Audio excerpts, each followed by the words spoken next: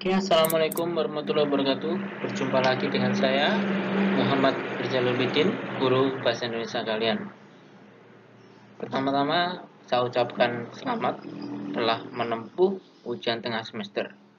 Dan tiba saatnya kita akan belajar tentang bab selanjutnya, yaitu puisi rakyat. Tolong dicermati dengan baik dan disimak dengan baik. Karena modal untuk mendapatkan sebuah ilmu adalah kita harus terus berusaha istiqomah untuk memahami sebuah pelajaran. Oke, kita mulai saja. Puisi rakyat. Puisi rakyat. Nanti kita akan mempelajari ini. Yang pertama, kita akan mengidentifikasi informasi dari pesan, rima, dan pilihan kata dari puisi rakyat. Menyimpulkan isi puisi rakyat, syair, dan bentuk puisi rakyat setempat. Menelaah struktur dan kebahasan puisi rakyat dari segi diksi, dari segi rimanya, itu nanti kita akan analisa. Dan yang terakhir adalah mengungkapkan gagasan, perasaan, pesan dalam bentuk puisi rakyat secara lisan dan tertulis. Nah, jika kita berbicara tentang puisi rakyat, kita tahu bahwa puisi rakyat itu warisan budaya bangsa yang wajib kita pelihara.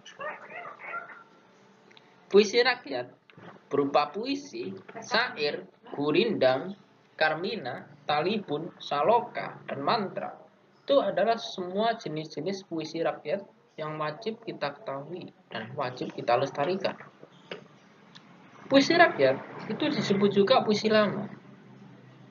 Dan melalui kesusastraan lama, kamu dapat memahami nilai-nilai luhur yang diwariskan. Oke, ciri-ciri puisi rakyat. Yang pertama, merupakan puisi karya rakyat yang tidak dikenal nama pengarangnya. Nanti nama pengarangnya tidak dikenal atau samar-samar. Dan disampaikan dari mulut ke mulut. Dan itu merupakan sastra lisan populer. Dan sangat terikat oleh aturan-aturan seperti jumlah tiap bait, jumlah suku kata, dan rima. Secara garis besar, jenis-jenis puisi rakyat itu ada 3, pantun, gurindam, dan syair. Kita akan bahas satu persatu. Pantun itu berasal dari kata patutun. Dalam bahasa Minangkabau artinya penuntun. Pantun ini juga memiliki jenis yang pertama, pantun jenaka, pantun teka-teki, pantun nasihat, dan sebagainya. Ciri-ciri pantun. Pantun terdiri atas 4 baris yang sajaknya berpola AB-AB. Setiap baris terdiri dari 8 sampai 12 suku kata. 2 baris pertama sebagai sampiran dan 2 baris berikutnya sebagai isi. Contoh: asam kandis, asam gelugur, ketiga asam si riang-riang, menangis mayat di pintu kubur, teringat badan tidak sembahyang. Nah, ini adalah sebuah pantun yang di situ bermaksud pesan atau sebuah nasihat pada kita. Contoh yang kedua, burung merpati, burung dara, terbang menuju angkasa luas, hati siapa tak akan gembira karena aku telah naik kelas. Ya. Ini adalah contoh pantun nasihat. Lanjut. Jenis yang kedua adalah gurindam. Gurindam termasuk dari bahasa Tamil atau India, yang artinya kirindam, dari asal kata kirindam, yang berarti perumpamaan. Gurindam memiliki lebih dari 1 bait yang terdiri dari 2 baris tiap baitnya. Baris pertama gurindam merupakan baris syarat, masalah atau persoalan, dan baris kedua merupakan jawaban atau akibat dari masalah yang terjadi pada baris pertama. Gurindam jenisnya yang pertama adalah gurindam berkait, gurindam berangkai, dan gurindam 12. Ciri-ciri gurindam. Setiap bait terdiri dari 2 baris dengan rima yang sama, AA, BB, atau CC. Jumlah suku kata dalam baris antara 10 sampai 14 suku kata. Hubungan antar baris 1 dan 2 membentuk kalimat majemuk yang mempunyai hubungan sebab akibat. Isi gurindam biasanya berupa nasihat, filosofi hidup, atau kata-kata mutiara. Merupakan satu kesatuan yang utuh. Baris pertama berisi soal, masalah, atau persendian. Contoh gurindam. Sebelum berbicara, pikir dahulu, agar tak melukai hati temanmu. Kalau berbicara semaumu, tentulah banyak orang yang membencimu. Ini termasuk gurindam.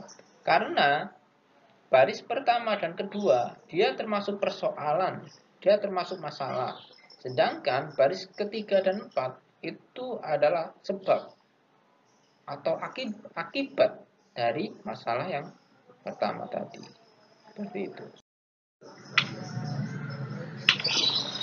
Selanjutnya adalah syair. Syair ini puisi lama berirama yang berasal dari Arab. Kata sya berarti tembang dan syara berarti menembang. Dalam kesastraan Indonesia, syair sering digunakan sebagai penggubah cerita. Syair juga digunakan untuk mengungkapkan suatu kisah. Jenis syair antara lain syair panji, syair romantis, syair kiasan, syair sejarah, dan syair agama. Salah satu syair yang terkenal adalah syair Perahu karya Hamzah Fansuri, penyair dari Aceh. Ciri-ciri syair. Setiap bait terdiri dari 4 baris dan bersajak akhir AAAA. Setiap baris mempunyai makna yang saling berkaitan dengan baris-baris sebelumnya. Kebanyakan syair menceritakan kisah yang mengandung nasihat atau petua. Setiap baris terdiri dari 8 sampai 12 suku kata. Semua baris adalah isi. Bahasa yang digunakan biasanya berupa kiasan. Lanjut. Ini adalah contoh syair. Syair Perahu karya Hamzah Fansuri. Inilah gerangan suatu madah, mengarangkan syair terlalu indah, membetuli jalan tempat berpindah, di sanalah iktikat diperbetuli sudah. Wahai muda, kenali dirimu, ialah perahu tamsil hidupmu, tiadalah berapa lama hidupmu, ke akhirat jua kekal hidupmu. Hai muda arif budiman, hasilkan kemudi dengan pedoman. Alat perahumu jua kerjakan, itulah jalan membetuli insan. Perteguh juga alat perahumu, hasilkan bekal air dan kayu. Dayung pengayuh taruh di situ, supaya laju perahumu itu. Sudahlah, hasil kayu dan ayar, angkatlah pula sauh dan layar. Pada beras bekal jantanlah taksir, niscaya sempurna jalan yang kabir. Karya Hamzah Fansuri. Ini termasuk contoh syair perahu yang terkenal. Karya Hamzah Fansuri, penyair dari Aceh. Oke, itu saja yang bisa saya sampaikan. Ada yang tanyakan? Oke, jika tidak ada, maka semoga kita bisa bertemu dengan keadaan sehat walafiat. Oke, terima kasih, tetap semangat dan jangan lupa sarapan.